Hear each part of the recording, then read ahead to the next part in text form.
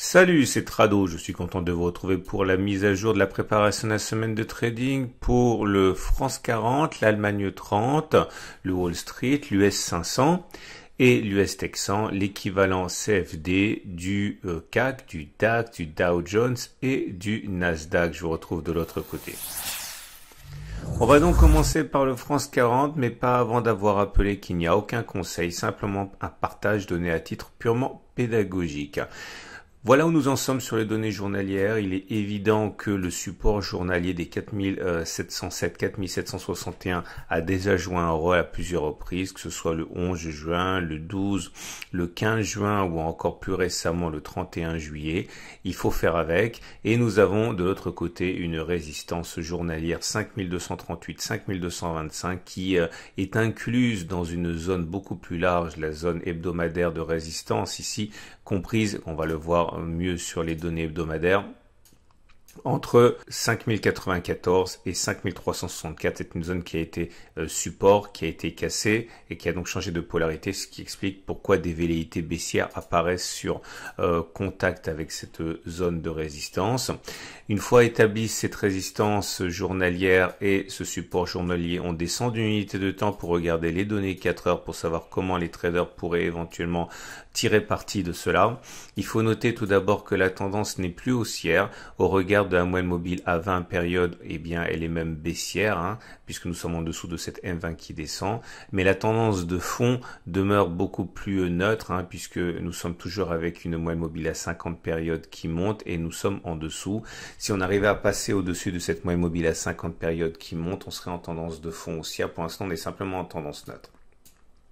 Si vous voulez vous mettre du côté de l'achat, je pense que beaucoup de traders sont intéressés par la zone de support journalier ici, 4707, 4761. C'est une zone de support qui existe sur les unités de temps supérieures aux unités 4 heures, donc il y a des chances pour qu'elle s'impose, comme elle s'est déjà précédemment imposée lors de la précédente tendance baissière auquel on a assisté. C'était le 31 juillet. Cette zone donc peut être intéressante pour les traders haussiers pour peu qu'ils trouvent un signal haussier à leur convenance. Autre solution plus risquée peut-être, cette zone sur laquelle nous sommes actuellement comprise entre 4935 et 4955 pour les mêmes raisons. C'était une zone de résistance qui a été cassée, qui a donc changé de polarité en devenant support. Elle est actuellement défendue par les haussiers. Ceux qui préfèrent se mettre dans le sens de la vente cherchent sans doute un aveu de faiblesse sur toute cette zone grise qu'on a préalablement déjà mentionnée, comprise, on l'a dit, entre 5093 et 5363. Et regardez cette attaque baissière qu'il y a eu, qui a été annoncée par un cas d'école de Three Inside Down, bougie verte, bougie rouge. C'était pas plus tard que le 12 août. Et on passe à présent à l'Allemagne 30, l'équivalent en CFD du DAX, et la situation est assez proche. Nous sommes pris en étau entre une résistance assez proche à 13 300, 13 100, zone à l'origine du reflux constaté le 21 juillet, mais plus récemment ici le 12 août, et le support de référence est à 11 580, 11 866, à l'origine du regain de forme du 15 juin. On descend d'une unité de temps, on regarde les données 4 heures. La tendance est haussière au regard de la tendance de fond, puisque nous sommes au-dessus de la moyenne mobile à 50 périodes qui monte. Par contre, la tendance de plus court terme donnée par la moyenne mobile à 20 périodes est baissière. Nous sommes bien en dessous d'une M20 qui descend. Ceux qui veulent se mettre dans le sens de la tendance, à savoir l'achat, eh bien, peuvent tenter de débusquer des signaux haussiers sur la zone bleue, comprise entre 12 720 et 12 795. C'était une zone de résistance qui a été cassée, qui a changé de polarité, qui est devenue support. On le voit très clairement à la bougie de rémission du 14 août, plutôt la suivante. Et nous avons également une autre possibilité pour acheter, c'est sans doute les traders qui chercheront des signaux sur les 11 580, 11 866, qui est une zone journalière de support, donc supposé pouvoir donner du fil à retordre au baissier sur les unités de temps inférieures.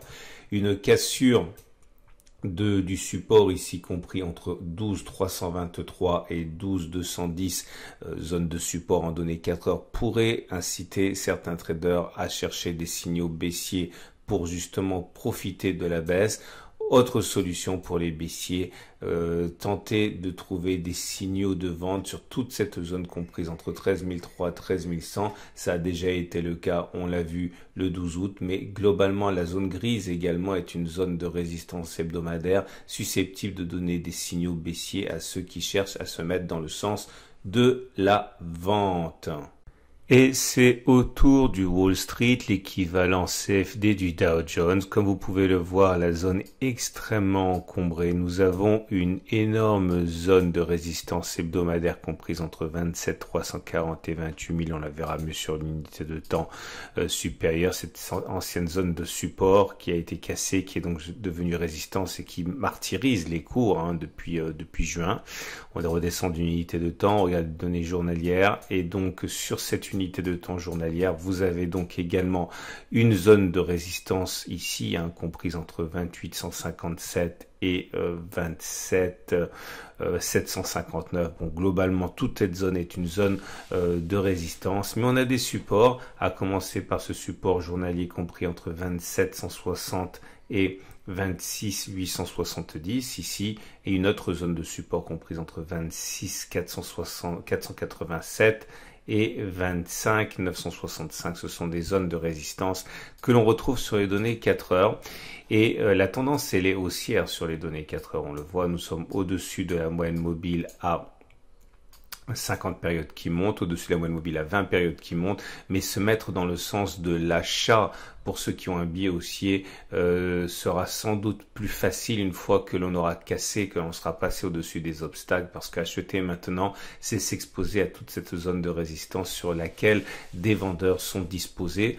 On a une autre possibilité pour ceux qui veulent entrer dans le sens de l'achat, c'est d'attendre que l'on revienne sur les supports journaliers qu'on a mentionnés préalablement, 27 172, 26 861, toute cette zone qui était, on l'a vu, zone de résistance qui a été cassée, qui a donc changé de polarité.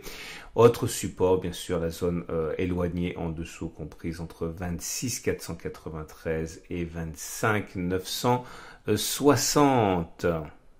Et on termine cette préparation de la semaine de trading sur indice avec l'US Texan, l'équivalent CFD du Nasdaq. On surveille de près le support journalier des 10 891 0,70. Ici, zone de résistance cassée qui a donc changé de polarité en devenant support, ce qui est visible sur la bougie du 11 août et également celle du 12 août. La résistance de référence est à 11 274, 11 281, qui a donné du fil à retordre aux acheteurs, que ce soit le 6 août, le 7 août ou plus récemment le 13 août. On descend d'unité de temps. Les données 4 heures indiquent une tendance plutôt haussière. Nous sommes au-dessus de la M20 qui monte, au-dessus de la M50 qui monte. Ceux qui veulent se mettre dans le sens de la tendance haussière attendent peut-être un retour sur la zone grise de support des 11 123, 11 100 ici, ou également bien sûr un retour sur la grande zone de support qu'on a mentionné préalablement ici, compris, je le répète, entre 11 074 et 11 878.